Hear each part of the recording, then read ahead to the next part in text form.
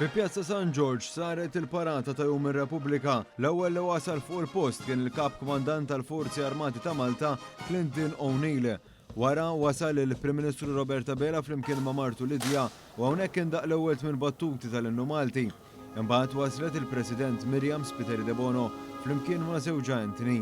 Hawnhekk indaq l-Innu Malti u wara spezzjonat il-Gwardja tal-Onur. Wara segwiet il-parata minn membri tal-Forzi Armati ta' Malta b'isem tal-Banda tal-Forzi Armati fejn indaqqet mużika ta' ċelebrazzjoni fl-okkażjoni tal-50 sena Repubblika. Qabel saret qudiesa pontifikali fil-Konkatedral ta' San Ġwan, din il-qudiesa kienet ikkonċelebrata mill-Arċisqof ta' Malta Charles Scicluna.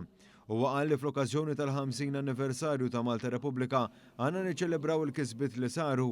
Il-Monsinjur Scicluna semma kif ir-rata ta' twelid f'Malta ibaxxa u hawnhekk faħar l-inċentivi tal-Gvern li ġew imħabbra fil-baġit tas-sena d-dieħla.